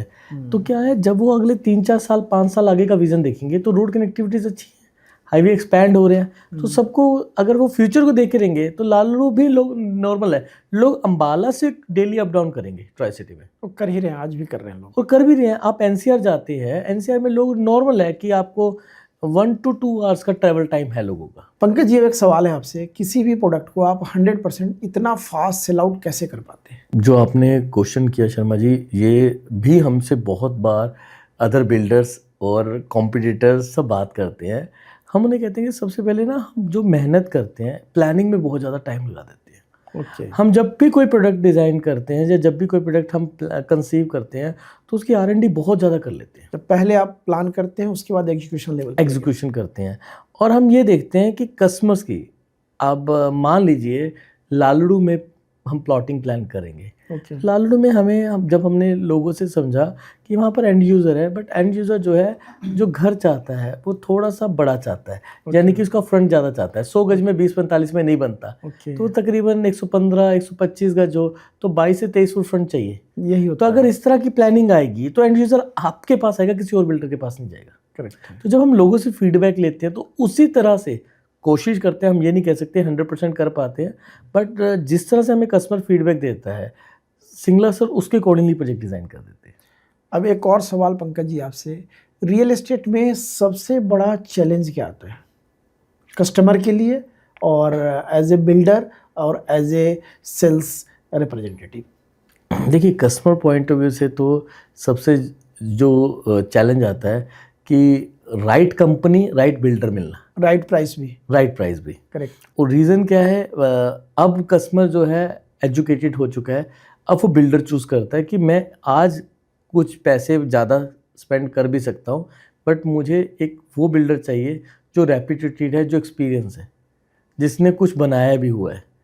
तो अब जो है कस्टमर एजुकेटेड होके जो है हमारे पास, जो आपने कहा कि बड़ी जल्दी क्विक सेल्स होती है, उसका रीज़न भी इसी वजह से है कि हमारे पास बहुत ज़्यादा एक्सपीरियंस है उस चीज़ का। एक और बड़ा सवाल है कि लोगों को लगता है कि हम डायरेक्ट प्रॉपर्टी ले लें, तो इसमें चैनल सेल्स का क्या रोल है और उसकी कितनी अहमियत आप समझते हैं? शर्मा जी, क्या है, हर चीज़ के लिए आपको प्रोफेशनल्स की ज़रूरत पड़ती है। मान लीजिए आपने इंश्योरेंस लेनी है, ओके। अगर आप इंश्योरेंस किसी एडवाइज़र्स के थ्रू लेंगे तो वो आपको प्रॉपर प्लान बताएगा, आपको कल अगर उसकी ज़रूरत पड़ेगी तो क्लेम भी दिलाएगा। करेक्ट है। हर चीज़ में आपको एडवाइज़र्स ज़रूरी है, प्रोफेशनल। हमारे यहाँ क्या माना जाता है कि हम वो बेनिफिट ले लें इनिशियल स्टेज में, बट मुझे ऐसा लगता है अगर आप प्रॉपर्टी एडवाइज़र को साथ में जोड़ते हैं तो वो आपकी प्रॉपर्टी का जब तक वो तैयार नहीं होती वो आपकी चेक करता रहेगा। मार्केट में उसकी अगर कोई एप्रिसिएशन आ रही है और कल को अगर आप कहीं ना कहीं अगर आपको ज़रूरत पड़ी उसको सेल आउट करने की तो आपकी वो मदद भी करेगा, क्योंकि उसका फुल टाइम काम है। चलिए एक और सवाल सीधा सा, क्या डायरेक्ट बिल्डर से प्रॉपर्टी सस्ता मिल जाता है? मुझे ऐसा लगता है ये आज से कुछ समय पहले तक ये एक मिथ था। करेक्ट है। आज जो समय है, जो आज करंट सिनेरियो है, आज कई बार जो है आपको चैनल से कुछ बेटर डील दिलवा देते हैं कंपनी से भी, क्योंकि उनके पास होल्डिंग प्रोडक्ट पड़े होते हैं, कम रेट में प्री लॉन्च में लिया होता है, तो चैनल से आज की रेट में आपको कई बार बिल्डर से बेस्ट रेट दे देते हैं। कारण कि बिल्डर तो अपने एक रेट पे ही सेल करेगा, मार्केट के अनुसार चलेगा, सिस्टम से चलेगा, लेकिन जो प्री लॉन्च के प्रोडक्ट होते हैं इन्वेस्टर के पास, अच्छे रियलेटर्स के पास, वो बेटर डील दे सकते हैं। बिल्कुल वो है शर्मा जी।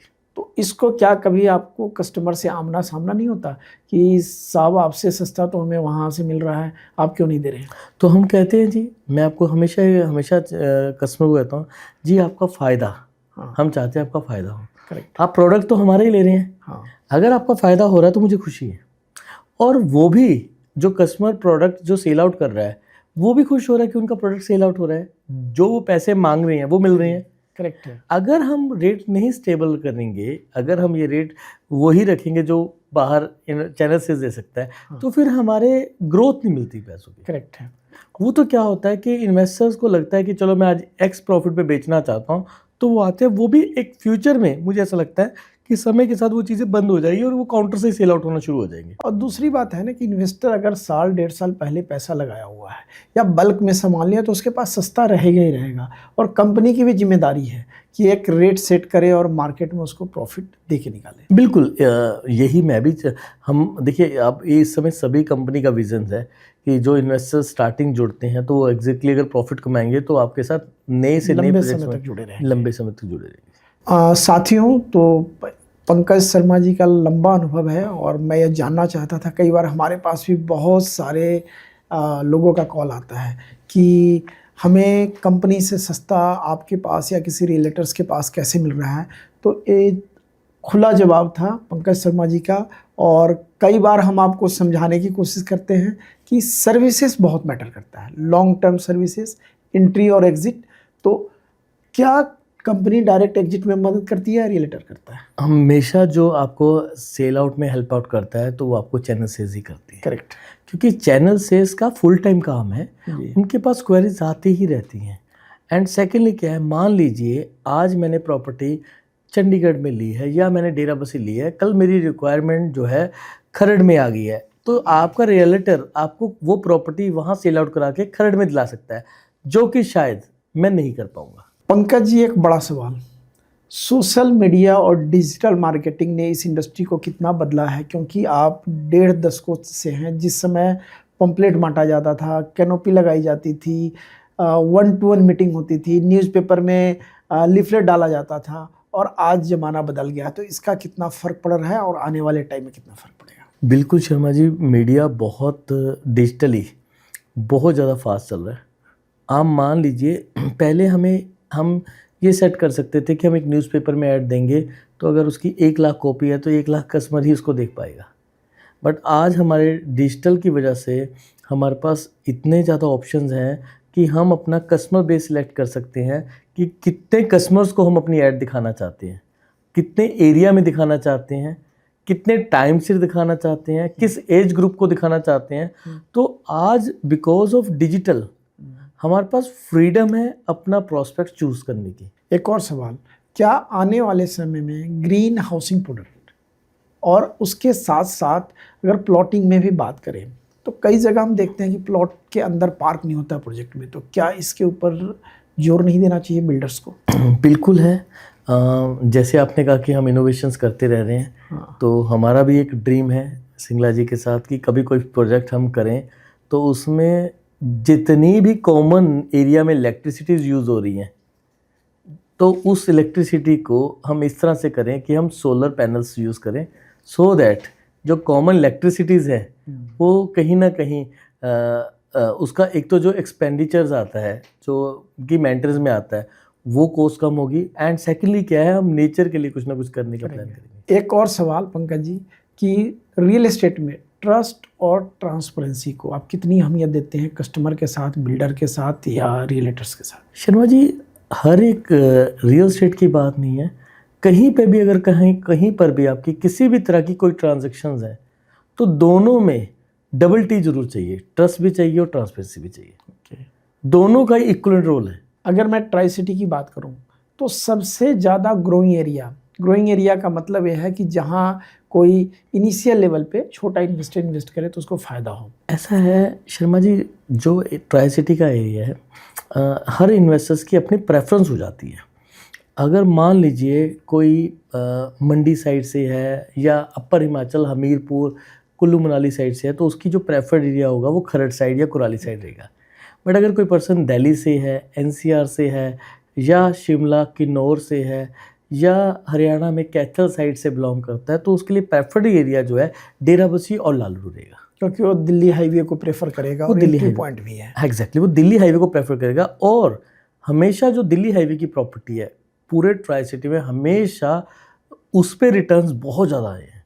क्योंकि आप ये लेके चले, जब दिल्ली से या एनसीआर से कोई कस्टमर ट्राई सिटी में माइग्रेट करता है, तो उसके पास जो बजट होता है वो बजट बहुत ज़्यादा होता है। आपको नहीं लगता पंकज जी, लालूड़ तो हम पहुंच चुके हैं, आने वाले समय में अम्बाला को भी कवर कर लेंगे? मुझे बिल्कुल जो आपने कहा बिल्कुल सही है, बट इसमें मैं ये लेके चलता हूँ कि मुझे लगता है अगले 3 से 4 साल लालड़ू ही अभी चलेगा। हाँ, अगर 3 साल के बाद लालड़ू से आगे जो है एरिया डेवलप होना शुरू हो जाएगा। अभी अगर हम बात करें तो डेराबस्सी और लालड़ू, जिसको आप एक बड़ा मेजर इन्वेस्टमेंट चंक मान रहे हैं, ऑल दो इंडस्ट्रियल प्लॉटिंग बड़े अच्छे लेवल पे चल रहा है, वहाँ रेजिडेंशियल का कितना स्कोप होगा, प्लॉटिंग और फ्लैट्स का?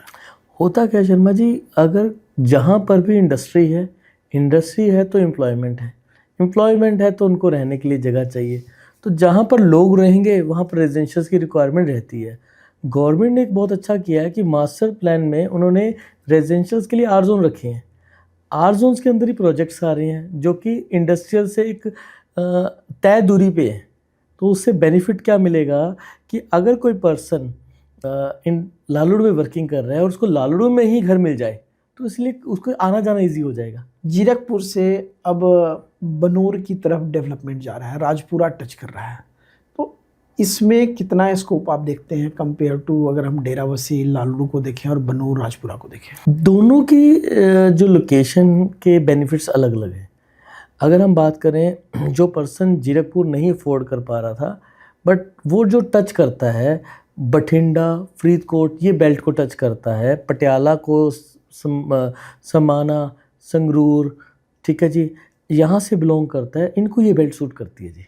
तो इनकी पहली प्रेफरेंस ये है कि हमें इसी बेल्ट पे मिल जाए, तो बनूड़ पे मैक्सिमम इन्वेस्टमेंट लोग कर रहे हैं। अब एक और बड़ा सवाल रहेगा कि भारत माला एक्सप्रेस लगभग रेडी है, आने वाले टाइम में PR5, PR7 तो रेडी है ही, PR1, PR11, इन सब का कनेक्टिविटी में पूरे ट्राई सिटी को जोड़ने में कितना योगदान रहेगा और इन्वेस्टमेंट पे इसका कितना असर पड़ेगा? शर्मा जी, जितने भी प्रोजेक्ट्स, जितनी भी रोड कनेक्टिविटीज़ बनती है, जो प्रॉपर्टीज़ के rate day by day increase हो रहे हैं, वो रोड कनेक्टिविटीज़ की वजह से होती है।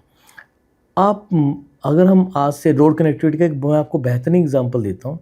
अगर आज से 20 साल पहले अगर आप शिमला जाते थे, तो जब तक आप कालका नहीं पहुँचते थे तब तक आप यही कहते थे कि हम 1 घंटे की दूरी पे क्रॉस करना ही बहुत मुश्किल तो था। आप कालका पहुँच के कहते थे अब 1 घंटा और लगेगा। आज आप 1 घंटे में सोलन पहुँच जाते हैं। उसका रीज़न क्या है? बाईपास बन गया। तो जितनी नई कनेक्टिविटीज़ बन रही है, वो कनेक्टिविटीज़ क्या है, जब लोग वहाँ पर ट्रैवल करेंगे तो उनको ट्रैवल करने के बाद डिस्टेंस कम लगने लग जाता है। अभी क्या है, साइकोलॉजिकल है। अगर आज आप किसी से डिस्कस करते हैं लालड़ू, वो साइकोलॉजिकल लेगा, बट अगर वो नेशनल हाईवे से 2-3 बार ट्रैवल करेगा तो उसको लगेगा नहीं, जस्ट लाइक 20 मिनट्स ड्राइव। तो मुझे ऐसा लगता है एक अवेयरनेस, जैसे आप एक बहुत अच्छी मुहिम चला रहे हैं, आप लोगों को अवेयर कर रहे हैं अबाउट प्रॉपर्टी, कैसे लेना चाहिए, कहाँ एरिया डेवलप है, कहाँ इन्वेस्ट है, इस तरह से भी अगर मोर जो है नॉलेज दी जाएगी मार्केट में, तो कस्टमर अवेयर होगा और एजुकेटेड होगा। तो इसके ऊपर हमारा डिफेंस प्रॉपर्टी मंत्रा का सीरीज चलता है, तो संडे को हर एक सब्जेक्ट पे जो हमारे कस्टमर की डिमांड होती है उसके ऊपर पर्सनली दिल की बात मैं करता हूँ। कोई बुक इस बात नहीं होती है। और बहुत सारे व्यूअर के कमेंट्स आते हैं कि आप जो बात करते हैं कहीं बुक में नहीं मिलता, अलग अलग सब्जेक्ट में मिलेगा। और मैं चाहूँगा भी कि आप जो सब्जेक्ट चूज करेंगे उसके ऊपर, मेरा भी अपना 16 साल कंप्लीट हो चुका है, 17वें साल का अनुभव है रियल एस्टेट का, उसको लोगों के बीच पहुँचा है। और आज आपसे विशेष करके बात करके आप मान के चलिए 3 दशकों का अनुभव हम पहुँचा रहे हैं, 15-15, 30 और 2 32 साल का। तो इसका फ़ायदा आप सभी को मिलेगा। बिल्कुल बिल्कुल जी। मैं भी देखिए आपके चैनल के माध्यम से सभी को मैसेज यही देना चाहता हूँ कि जितनी भी हम रियल एस्टेट की नॉलेज गेन करेंगे, क्योंकि घर एक ऐसी चीज़ है हर कोई बार बार नहीं परचेज़ करता। ये एक ऐसा चीज़ है, once in a life time decision होता है। अगर आप सही एडवाइज़र चैनल से इसके थ्रू प्रॉपर्टी देखते हैं और सही बिल्डर को चूज़ कर लेते हैं, तो आपका जो सपना है वो साकार हो सकता है। तो वाइस प्रेसिडेंट के बाद अगला क्या है पंकज शर्मा जी का? मैंने शर्मा जी सच कहूँ तो अभी तक कुछ ऐसा नहीं सोचा।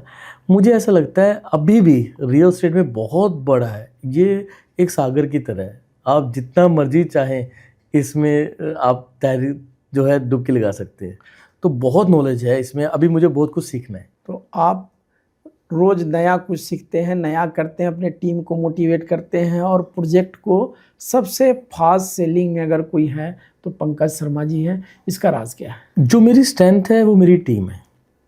मैं ये कहूँ तो राजा प्रजा के साथ ही है। एंड सेकेंडली जो मुझे मोटिवेशन मिलता है वो कंपनी के चेयरमैन अमन सिंगला सर से मिलता है, क्योंकि उनकी जो एनर्जी है, तो उनकी एनर्जी का तो मैं 1% भी नहीं हूँ, तो मैं बहुत चीज़ें उनसे सीखता हूँ। पंकज जी, आपसे भी मेरा लंबा जुड़ाव रहा है। एक चीज़ मैंने आपकी आदत में देखा है कि कोई प्रोडक्ट जब आप लेके आते हैं, आप डिज़ाइनिंग में उसकी सारी चीज़ों में शामिल होते हैं, आप प्रोडक्ट के फिक्स रेट पे ज़्यादा जोर देते हैं। ये कैसे संभव होता है और उसको आप एग्जीक्यूट भी कर लेते हैं? शर्मा जी, ये मैं इस तरह से समझ पाता हूँ। देखिए, अगर कस्टमर कभी भी कोई प्रोडक्ट लेना चाहता है, वो चाहता है मुझे राइट जो है मनी, यानी कि ये कहें कि जो मैं पैसे दे रहा हूँ वर्थ मिले। दूसरा, हमारे पास ना यहाँ से 95% जो कस्टमर है जो ट्रांजैक्शन करता है वो बाहर से है, लोकल नहीं है। कई बार ऐसा होता है, हम पहले नेगोशिएशन करते थे तो एक दिन में 4 से 5 रेट दे देते थे। तो कई बार लोगों को आफ्टर 1 ईयर जब मिलते थे तो आप मुझसे ना नजर नहीं मिला पाते हो। सबको अलग अलग रेट मिला हुआ है, अलग अलग मिला हुआ, और सेम डे पे भी देना पड़ता था, और एक ही सोसाइटी में रहना है, पंकज जी को फेस भी करना पड़ता है। तो मैंने ये ऑलमोस्ट एक सर्टेन टाइम के बाद मैंने, आप ये लेके चले, आप तकरीबन लास्ट 4 इयर्स हो चुके हैं, हम फिक्स रेट पॉलिसीज़ पे काम करते हैं। तो फिक्स रेट पॉलिसीज़ में हम उनको ये श्योरिटी दे देते हैं कि अगर आपका डिफरेंस आ गया तो मुझसे आके आप डबल पैसे ले जाना। अगर 10 रुपये का भी डिफरेंस आ गया तो 20 रुपये मुझसे आके ले जाना, और दिक्कत नहीं आती है। पता क्या है, आप कोई भी बार्गेनिंग रेट में दे दें, कस्टमर को लगता है कि कुछ और मिल सकता था। एग्जैक्टली होता क्या है, आप ये देखिए जो गवर्नमेंट प्रॉपर्टीज़ आती है या गमाडा HSVP की या कोई भी आती है, वहाँ पर एक रेट आता है, कस्टमर को ये पता है इससे नीचे नहीं मिलेगा। तो क्या होता है, ट्रस्ट, रियल जो आपने कहा ना, double T, trust and transparency, correct, ये ज़रूरी है। ये आपको तब हो सकता है जब आप कहते हैं जी मैंने जो आपको रेट दे दिया ये फिक्स है, हमने 3950 रुपये स्क्वायर फीट में प्रोडक्ट देना है, तो हम 3949 में भी नहीं देंगे, 3951 में भी नहीं देंगे। तो कस्टमर को जिसको नहीं भी पता, अगर वो आके हमसे प्रॉपर्टी लेता है तो वो चीटेड महसूस नहीं करेगा हमारे पास आके, क्योंकि सभी को एक ही रेट पे गया हुआ है और उसको एप्रिशिएशन भी मिलने वाला है। Exactly sir. उसमें होता क्या शर्मा जी, जब ना किसी पर्सन को सेम रेट पे प्रोडक्ट्स मिलता है और उसमें ट्रांसपेरेंसी रहती है तो वहाँ एप्रिसिएशन रहती ही रहती है। वरना क्या होता है, आप किसी को 3600 रुपये दे रहे हैं, किसी को आपने 3800 दे दिया, किसी को 3950 दे दिया, किसी को 4000 दे दिया, तो उसमें नेगोशिएशन है। हाँ, अब और सेकेंडली बात है, हमें याद रखने की जरूरत नहीं है। एग्जाम्पल के तौर पे अब मैंने 3950 रुपये स्क्वायर फीट में प्रोडक्ट किया है, तो मैं कह सकता हूँ जी मैंने 14 सितंबर के बाद मेरा रेट 4500 था तो मैं 4500 दूंगा। मान लीजिए कि मेरा 1 जनवरी 2026 को रेट हो गया 5500, तो 1 जनवरी के बाद की बुकिंग होगी तो ये होगा। तो मुझे सिर्फ डेट्स याद करनी है, साल में 2 डेट्स, तो इससे कस्टमर को कॉन्फिडेंस बिल्ड होता है जी। और जिन्होंने पहले लिया हुआ है उनको भी फायदा मिलता है, अप्रिशिएशन मिलता है। हमेशा फ़ायदा मिलता है जी। जो हमेशा अब प्री लॉन्च में एप्लीकेशंस कॉल में स्टार्स में पार्टिसिपेट करेंगे वो बहुत अच्छा बेनिफिट लेंगे। पंकज जी, आपने हमारे सभी सवालों के जवाब दिए, दिल से दिए, लेकिन अब आपके ऊपर डायरेक्ट हमला होने वाला है। हमारा जो अपना एक फॉर्मेट है रैपिड फायर राउंड, सुबह चाय या कॉफ़ी, किससे शुरुआत करते हैं? सुबह मैं सच कहूँ तो मैं चाय और कॉफ़ी कोई भी नहीं कर पाता हूँ, तो मैं फ्रूट से अपने दिन की शुरुआत करता हूँ। पंकज जी क्या लाइक करते हैं, चंडीगढ़ की धड़कन या दुबई की धमाल, कहाँ रहना पसंद करेंगे? मुझे चंडीगढ़ से बहुत लगाव है एंड बेसिकली मैं हिमाचल से बिलोंग करता हूँ, तो जब मुझे समय मिलता है तो मैं हिमाचल में कुछ अपना टाइम स्पेंड करता हूँ। पंकज जी का बॉलीवुड का ऑल आउट डायलॉग क्या है? अगर मैं कहूँ तो मैं बहुत कम मूवीज़ देख पाता हूँ, बट जितनी भी इंस्पिरेशंस मूवीज़ होती हैं जो डिफेंस के ऊपर होती है मैं वो देखना पसंद करता हूँ। पंकज जी को एक आदत छोड़ना हो तो कौन सी आदत छोड़ेंगे? थोड़ा मुझे मैं गुस्से पे अपना कंट्रोल करना चाहूँगा। मुझे ऐसा लगता है कि ये एक ऐसा है जो मुझे कंट्रोल करना चाहिए। एक सिचुएशन देता हूँ, घर से मैम का कॉल आए और आपके चेयरमैन का कॉल आए, किसका कॉल उठाएंगे? ऐसा है कि जो होम मिनिस्टर है उनको संभालना बहुत ज़रूरी है, क्योंकि अगर वो संभल लेते हैं तो पूरा घर मैनेज रहेगा। बॉस को तो मैं फिर भी जो है बात करके समझा सकता हूँ, मान सकता हूँ, क्योंकि बॉस भी खुद समझते हैं कि होम मिनिस्टर का फ़ोन कोई भी छोड़ नहीं सकता। उनके लिए भी ये लागू होगा। ये उनके लिए भी लागू होगा, बिल्कुल सही कहा आपने। पंकज जी, जब शुरुआती दिनों को पीछे मुड़कर देखते हैं, आप कहाँ पाते हैं? बहुत ज़्यादा ये कहूँ तो चेंज आ चुके हैं, बहुत ज़्यादा सीखने को मिला। और मैं आज भी जब अपने आप को 2011 का एक नौजवान जब रियल एस्टेट में आया था तो वहाँ देखता हूँ तो बहुत ज़्यादा खुश महसूस करता हूँ। ये पेरेंट्स की ब्लेसिंग्स हैं, उन्होंने बहुत ज़्यादा ब्लेसिंग्स दी हैं एंड मेरी लाइफ पार्टनर ने मुझे बहुत सपोर्ट किया है, इतना टाइम दिया है। यानी कि हम इतना ट्रैवल करते थे तो कई बार जो है आप घर से 3-3 दिन 4-4 दिन दूर रहते हैं, तो इन सब की बहुत सपोर्ट है।